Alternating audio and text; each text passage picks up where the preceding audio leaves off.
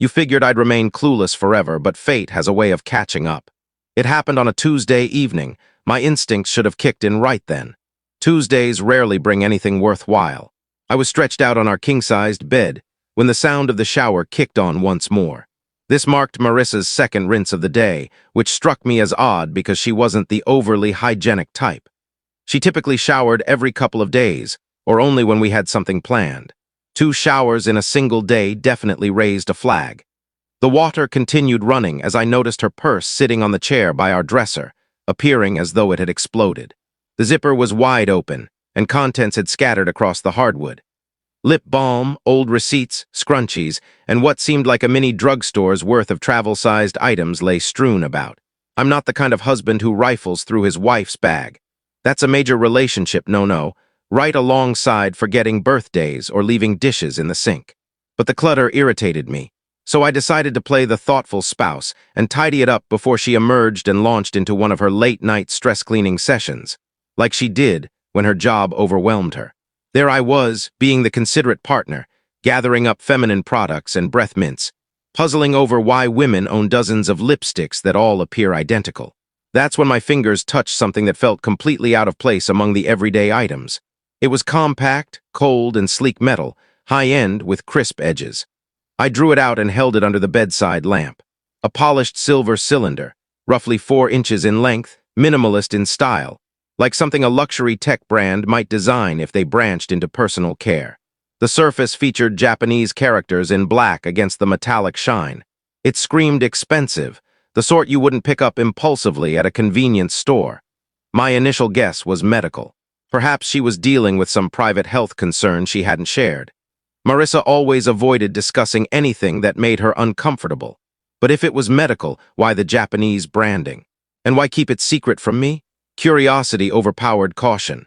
I pulled out my phone, activated the camera, and scanned the lettering. Google Translate worked its magic while I sat there past 11:30 at night, suddenly doubting everything about my marriage. The result flashed on screen and a chill ran through me. High-end male intimate lubricant, extended duration formula, specifically for men. Not for women, not for couples, explicitly men's and clearly not brand new. The container was roughly halfway used, showing signs of frequent handling. I rotated it in my palm, my mind racing to process while my stomach twisted with the truth I didn't want to accept. Marissa had never purchased anything like this for our bedroom. We hardly ever needed lubricant, and when we did, it was the basic drugstore variety in a generic squeeze bottle.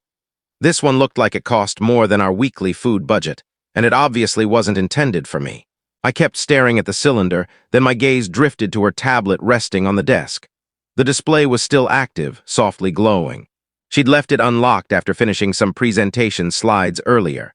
The home screen displayed her organized folders with whimsical labels like Playtime, Office Essentials, and shopping lists. Hold on, shopping lists. I'd never once seen Marissa use any digital grocery app. This was the same woman who would send me to multiple supermarkets for one specific jar of marinara, yet now she had a dedicated shopping folder. It was as suspicious as discovering your health nut spouse hiding fast food wrappers. My fingers trembled as I tapped the folder.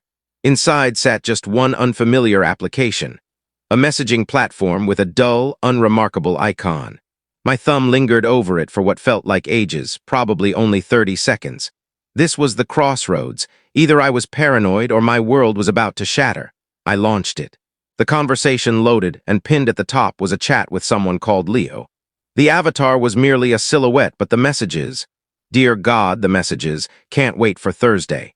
Booked our regular suite at the Marriott. Pack that item I love, the silver tube. It always elevates everything. Planning to show you pleasures your husband could never dream of. I scrolled upward. Tears blurred my vision as months of exchanges appeared. Detailed descriptions of hotel rendezvous. Images I regretted viewing. Repeated references to that exact silver cylinder now clutched in my clammy hand. The timestamps crushed me. Every claimed overtime shift. Every supposed evening with girlfriends. Every not tonight sweetheart, I'm exhausted. All fabrications, the shower was still running. I could hear Marissa singing along to some upbeat track, utterly unburdened, as if she hadn't just torched our union with a partially depleted tube of imported lube and a concealed messaging service disguised in a phony shopping folder. I glanced at the cylinder, Then the screen. Then the cylinder again. My trembling stopped. My movements became deliberate, almost serene. I headed to the kitchen, opened the odds and ends drawer, and retrieved the industrial-strength superglue I'd purchased recently for a home fix. If Marissa wanted to indulge in premium imported products, very well. I'd ensure she had a memorable encounter. The shower shut off at last. I'd just completed my small DIY project in the kitchen when the bathroom door creaked open. The pad of barefoot steps on our floors sent my pulse racing, though not with affection anymore. More like anticipation of total chaos.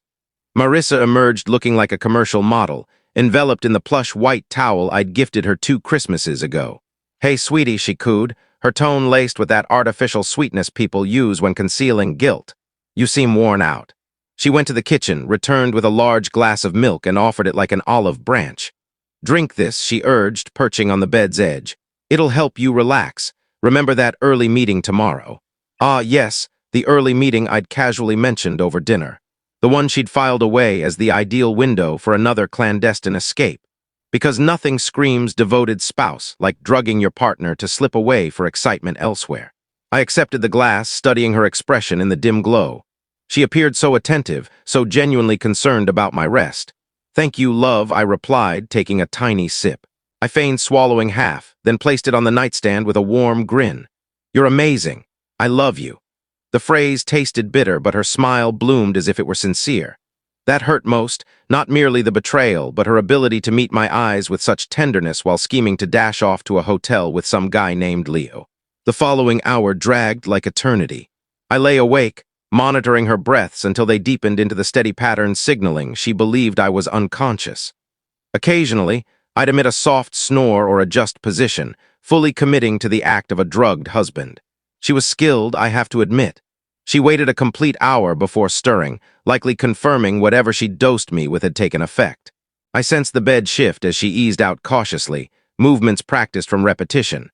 At precisely 12:45 a.m., the front door clicked softly open, followed by muffled voices in the corridor.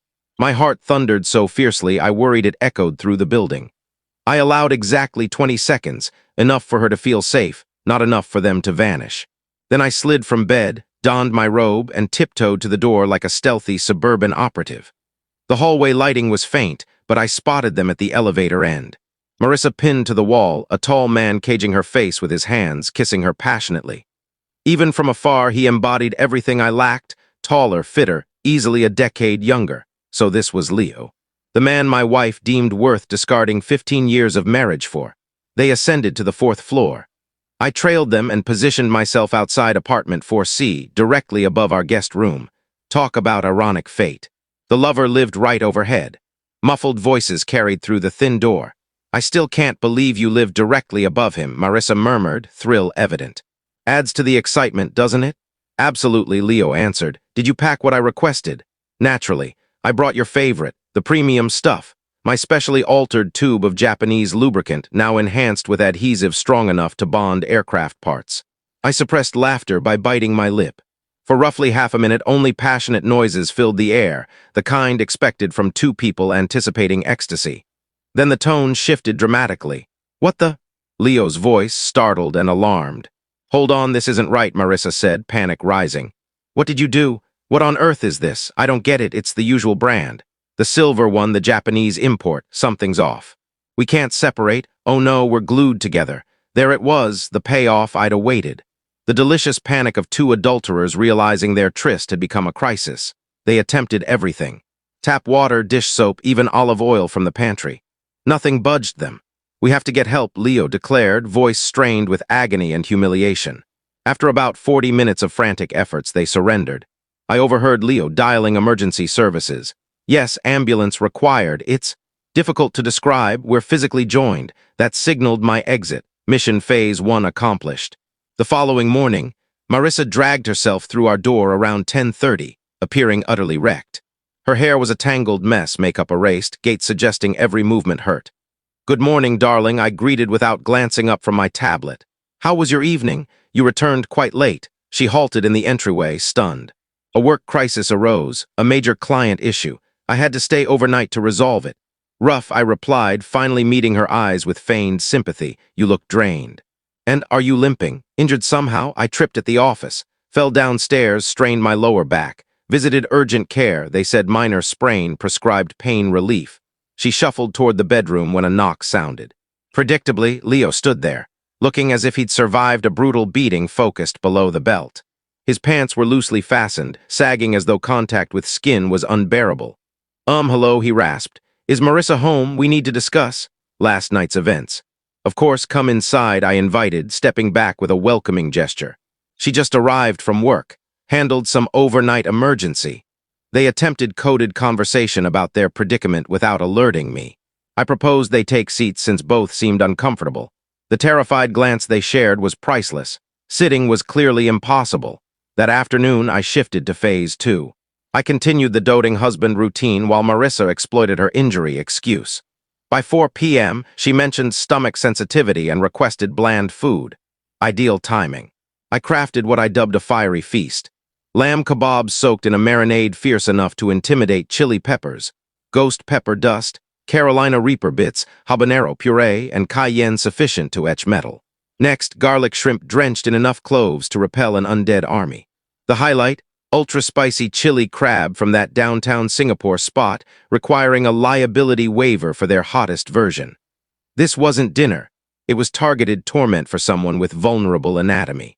Her first taste of lamb brought brief delight. Then the burn arrived, but the crab delivered the knockout. One mouthful and her body rigidified as if electrocuted. Her complexion cycled red, pale, then an unnatural green. I think I need to rest, she whispered faintly. Maybe the meds are reacting badly, yet I had more in store. Tucked in our bathroom cabinet was soothing cream she'd likely require soon. I'd emptied it and refilled with pure capsaicin gel, the compound in pepper spray, marketed for joint pain. Visually identical, but on raw skin it would ignite fresh torment. Next dawn at 6 a.m., a blood-curdling scream erupted. Not ordinary, this was raw, soul-deep agony from realizing her soothing cream was now infernal heat. The ointment's defective, she wheezed between gasps. It's on fire, everything's burning. We raced back to the same hospital, Dr. Martinez, who'd managed yesterday's extraction, appeared to be enduring his oddest professional stretch. This inflammation is extreme, he noted post-exam. Yesterday's trauma plus apparent chemical irritation risks severe complications. To prevent tissue death, surgery is advised. We must excise the necrotic areas. Necrosis, dead tissue, irreversible loss, consequences beyond simple healing. The procedure lasted 3 hours. When Dr. Martinez emerged, his face was somber. We removed all compromised tissue, but the resection was extensive. Permanent alterations to function are inevitable. While she recovered, I'd visited my attorney to finalize paperwork, meticulously drafted. Every provision ensured Marissa left our marriage with precisely her due, nothing, except the medical expenses. I entered her room carrying the envelope. Divorce agreement, I announced, setting it on the tray table. Simple terms, you retain nothing. I keep the home, vehicles, accounts, investments. Full custody of our son to me. Why? She pleaded. Why now? I'm recovering from surgery, because I know about Leo. The affair. The hotel's texts, silver lubricant for your side activities. The sedatives to knock me out. The hidden chat app in your fake shopping folder, each fact struck like a slap. She visibly crumpled. She attempted defiance, ripping the papers. I won't sign. I produced duplicates with a calm smile. Refuse this fair offer and we litigate, making everything public. Infidelity, emergency details, drugging, all of it. Instead of yielding, she surprised me. She began laughing, hysterical, unhinged cackling of someone breaking. You believe you've triumphed, she choked out. So clever, but you haven't a clue. Leo won't vanish, and he's hardly the only one. Think this began recently. That's when the full scope emerged. Digging through her tablet history revealed something dwarfing Leo's role. A sophisticated network, private forums via secure apps, and invitation-only sites for married individuals seeking discreet affairs. Marissa had held premium status for over 3 years. I compiled every shred of proof and headed to authorities. The group involved illegalities, tax fraud, paid encounters, corporate embezzlement via expense accounts. Within days, FBI involvement escalated. Accounts frozen. Raids and arrests followed. Meanwhile, a neighbor's footage of the ambulance arrival exploded online. When infidelity backfires spectacularly, racked up 500,000 views rapidly. Leo was identified as a self-proclaimed relationship guru and fitness personality. His employer terminated him swiftly. Marissa's name circulated through our community. Acquaintances ghosted her, book club, conflicts, awkward stares from store clerks. 3 weeks on, Leo returned demanding 20 grand for bills and lost wages. Their disputes spilled from the yard indoors, voices rising, items crashing. When he pushed her down our outdoor stairs, responding officers, summoned by my call, had sufficient cause. Both arrested, new charges layered onto the fraud case. Custody proceedings were straightforward, one parent incarcerated, the other armed with irrefutable evidence of deceit and crime. Detective Morrison messaged, case resolved. Guilty pleas entered. Marissa sentenced to 18 months, Leo to 2 years. I erased the text and refilled my glass. Sometimes justice isn't impartial. Sometimes it simply needs a nudge to focus properly.